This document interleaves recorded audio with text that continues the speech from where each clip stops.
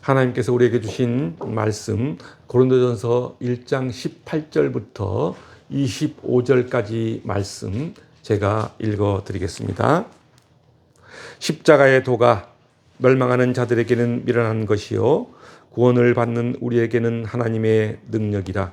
기록된 바 내가 지혜 있는 자들의 지혜를 멸하고 총명한 자들의 총명을 폐하리라 하였으니 지혜 있는 자가 어디 있느냐, 선비가 어디 있느냐, 이 세대의 변론가가 어디 있느냐. 하나님께서 이 세상의 지혜를 미련하게 하신 것이 아니냐. 하나님의 지혜에 있어서는 이 세상이 자기 지혜로 하나님을 알지 못하므로 하나님께서 전도에 미련한 것으로 믿는 자들을 구원하시기를 기뻐하셨도다. 유대인은 표적을 구하고 헬라인은 지혜를 찾으나 우리는 십자가에 못 박힌 그리스도를 전하니 유대인에게는 거리끼는 것이요 이방인에게는 미련한 것이로되 오직 부르심을 받은 자들에게는 유대인이나 헬라인이나 그리스도는 하나님의 능력이요 하나님의 지혜니라. 하나님의 어리석음이 사람보다 지혜롭고 하나님의 약하심이 사람보다 강하니라. 아멘. 오늘 본문은 사도 바울이 고린도 교회 성도들에게 십자가의 도에 대해서 언급하고 있는 내용입니다. 당시 고린도 교회는 세속적인 철학 사상과 도덕적인 타락으로 인해서 신앙적인 위기에 처해 있었습니다. 이에 바울은 하나님의 지혜인 십자가의 도가 무엇인지를 알려주어 교회의 신앙을 회복시키고자 했습니다. 그렇다면 십자가의 도란 무엇일까요? 그것은 바로 예수님이 십자가에 못 박혀 죽으시고 부활하신 그 사건에 관한 말씀을 말합니다. 십자가의 도에는 독특한 이중성이 있는데 그것은 사람에 따라 다른 특징을 드러낸다는 것입니다. 어떤 사람에게는 십자가의 도가 미련하고 어리석게 보이나 또 어떤 사람에게는 십자가의 도가 하나님의 능력이 된다는 것입니다. 그렇다면 그것이 하나님의 능력이 되는 사람은 어떤 사람이고 또 그것이 미련하고 어리석게 보이는 사람은 어떤 사람일까요? 오늘 본문은 이렇게 말하고 있습니다. 18절입니다. 십자가의 도가 멸망하는 자들에게는 미련한 것이요 구원받는 우리에게는 하나님의 능력이라고 말하고 있습니다. 그렇다면 멸망하는 자들이란 어떤 사람이고 구원받는 자들이란 어떤 사람일까요? 멸망하는 자들이란 믿지 않는 불신자들을 말합니다. 불신자들은 하나님의 섭리를 깨닫지 못합니다. 그러니까 십자가의 도를 부정하며 그리스도를 떠나간 자를 말합니다. 이런 사람은 허물과 죄로 죽을 수밖에 없는 자신을 살리신 분이 예수님이라는 사실을 깨닫지 못합니다. 알지 못합니다. 그래서 이런 사람은 자신이 멸망의 구렁텅이로 달려가고 있는 것조차도 모릅니다. 그리고 이들에겐 십자가에서 죽은 예수 그리스도를 믿는 믿음으로 영생을 얻는다는 이야기는 매우 어리석게 보일 뿐입니다. 심지어 이러한 복음을 조롱할 뿐만 아니라 인간의 지성을 모욕한다고 생각해서 수치스럽게 여기기도 합니다. 이렇게 멸망하는 자들에게 십자가의 도가 미련하게 보이는 이유는 그들에게 영적 분별력이 없기 때문입니다. 그래서 예수님께서는 이들에게 이렇게 말씀하십니다. 마태복음 13장 13절과 14절 말씀입니다.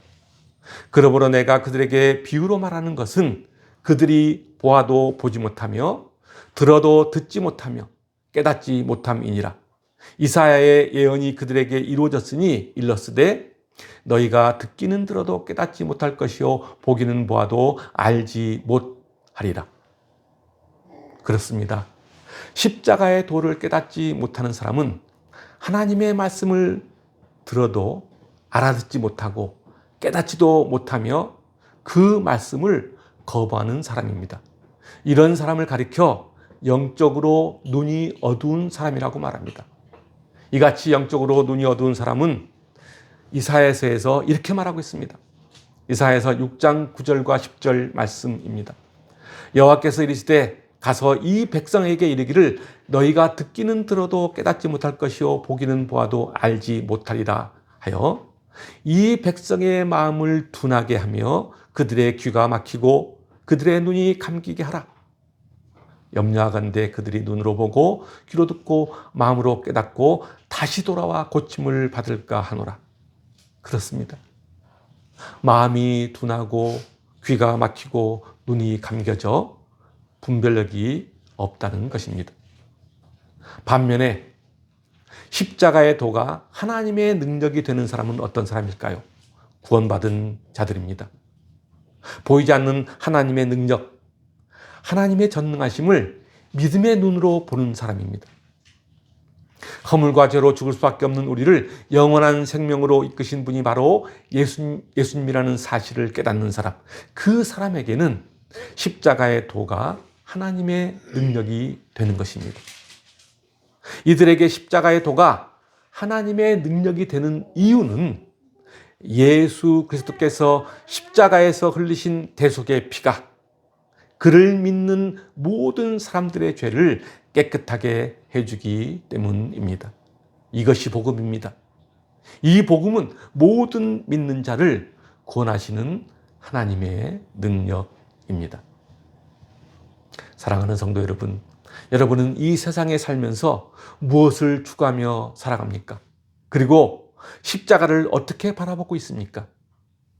이 세상에서 아무리 부귀영화를 누리며 형통한 삶을 살고 있을지라도 정작 십자가의 진리를 모르고 살아가거나 또는 십자가를 비웃으며 조롱한다면 그것은 실상 살아있다 해도 죽은 것과 다름없습니다. 그러므로 이 땅에서 살아가고 있는 우리들에게 가장 중요한 것은 세상적인 지혜나 가르침이 아니고 그리고 세상적인 형통도 아닌 예수님이 우리의 죄를 위해 십자가에서 죽으셨다는 사실, 즉 십자가의 복음을 믿는 것입니다. 그것이 우리의 삶을 새 생명으로 이끈다는 사실을 잊지 않았으면 좋겠습니다. 지금 우리가 사는 이 땅은 지혜롭고 총명한 사람들을 통해 문명을 발전시켜 나가고 있습니다. 그 누구도 부정할 수 없는 사실입니다. 그래서 이 세상은 지혜 있고 총명한 사람이 잘 살고 강하게 되는 것은 자연스럽습니다. 그러나 인간이 아무리 지혜와 총명을 자랑한다고 해도 하나님의 섭리를 막을 수는 없습니다. 하나님은 모든 만물의 창조자이시며 모든 역사의 주관자이시고 우리의 삶을 인도하시는 분이기 때문입니다. 그래서 오늘 본문 19절에서는 이렇게 말합니다. 내가 지혜 있는 자들의 지혜를 멸하고 총명한 자들의 총명을 피하겠다고 말합니다. 이 말이 무슨 말이죠? 이 세상의 모든 지혜는 하나님의 지혜 앞에서 무력화되고 무의미해지는 것을 의미합니다.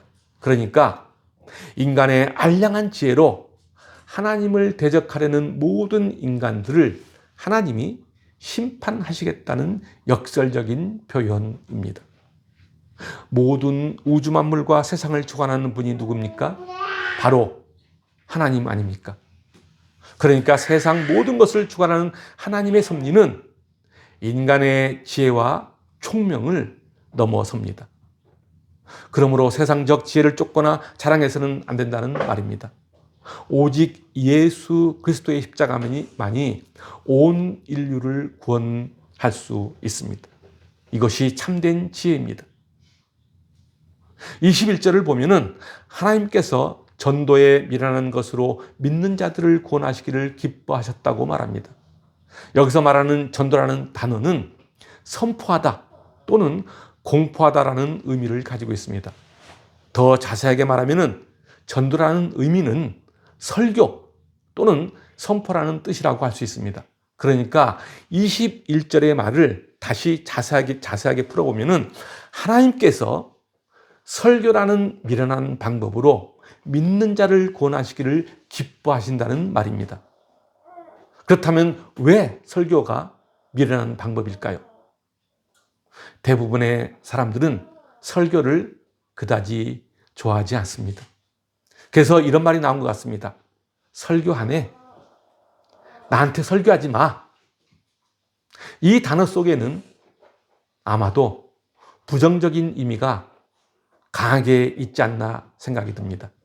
그리고 이 말 속에는 실천하지 않고 말만 앞선다는 뜻도 들어있다고 할 수 있습니다. 왜 그럴까요? 설교는 일방적인 선포이기 때문입니다.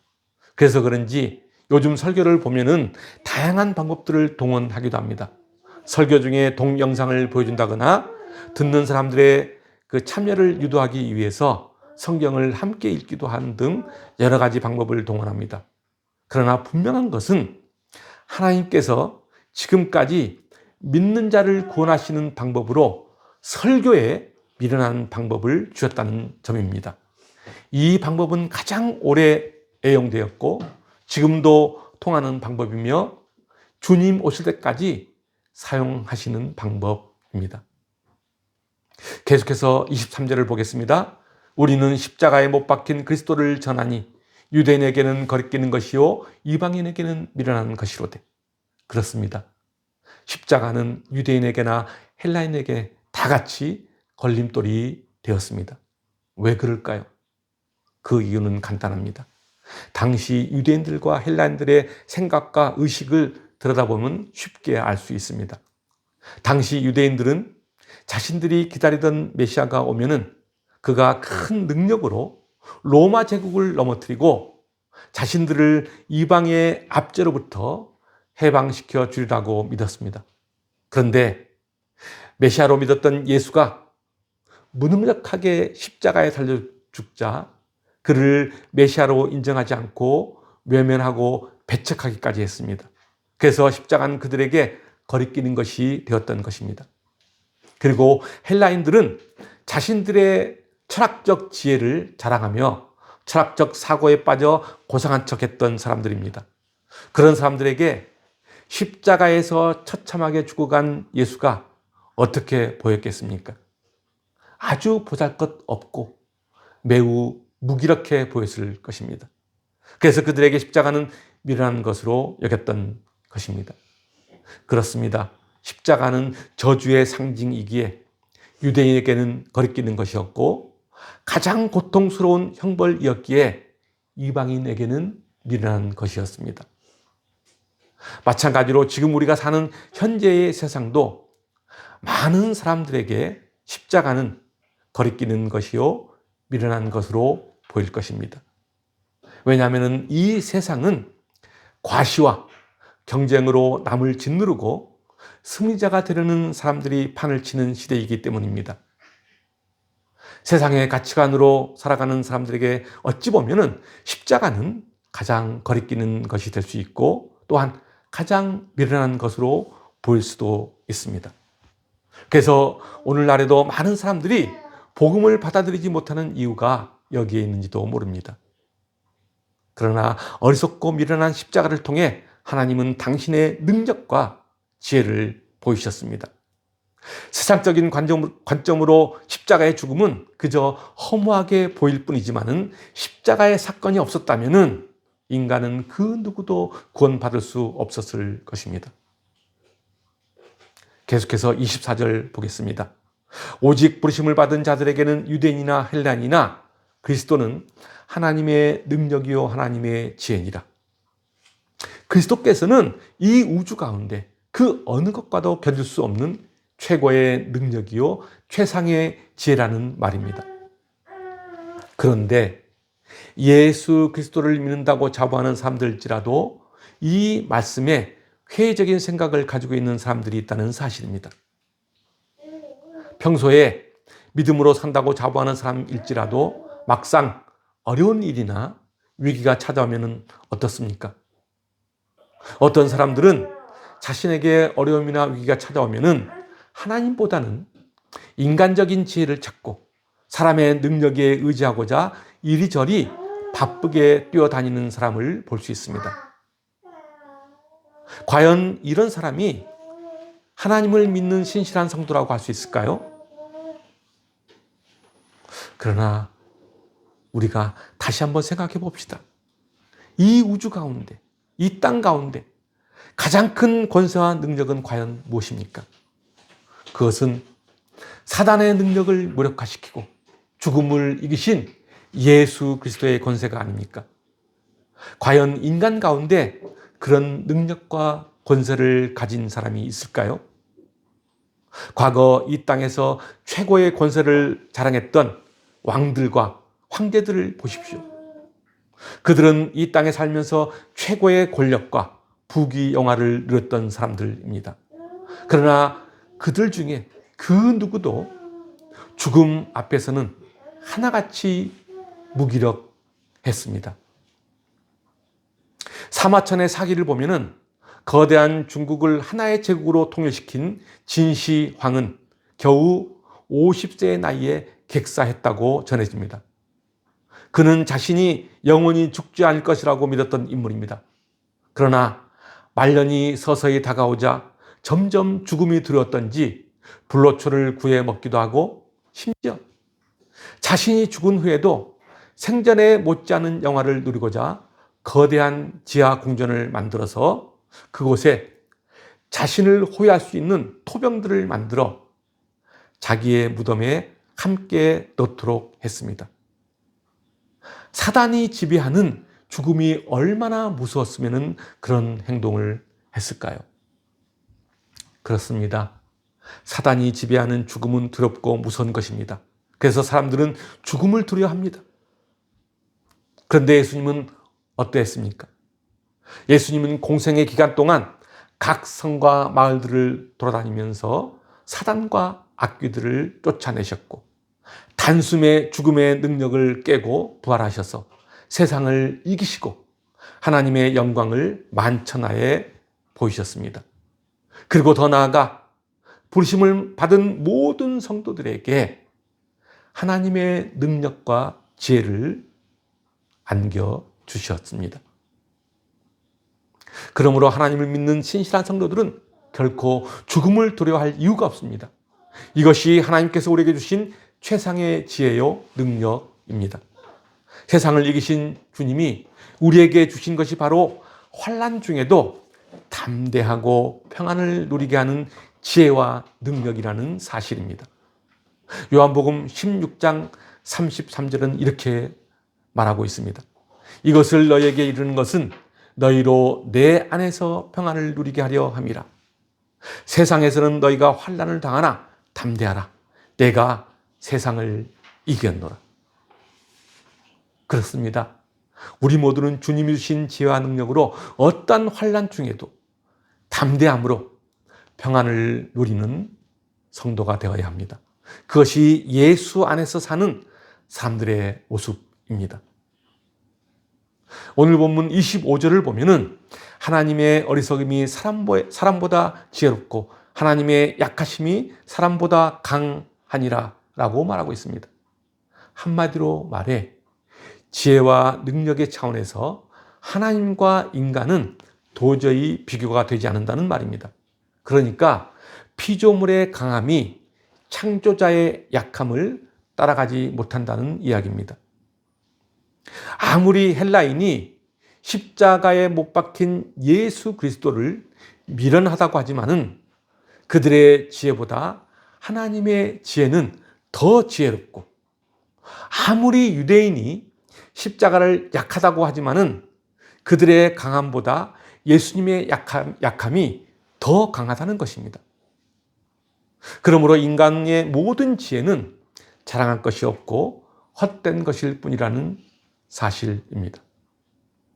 사랑하는 성도 여러분, 오늘 본문을 보면은 사도 바울은 세상 사람들이 그토록 비웃고 거절하는 예수님의 십자가를 최고의 지혜요 능력이라고 말하고 있습니다. 예수님이 십자가에 못 박히신 사건은 인류 구원을 위한 하나님의 능력이요 지혜입니다. 십자가의 가치를 아는 사람만이 예수님께 경배하고 그분을 담대하게 전합니다. 이것이 진정으로 지혜로운 사람들의 사는 모습입니다. 여러분 모두도 주님의 십자가를 바라보며 주님의 지혜와 능력으로 살아가시길 바랍니다. 이 땅의 영광은 잠시 있다 사라질 것들입니다. 거기에 빠지면은 헤쳐나오기가 어렵습니다. 사랑하는 성도 여러분, 여러분 모두가 예수 그리스도의 십자가로 영원 무궁한 하나님의 영광에 참여하는 성도가 되시길 주님의 이름으로 축원합니다. 아멘. 기도하겠습니다.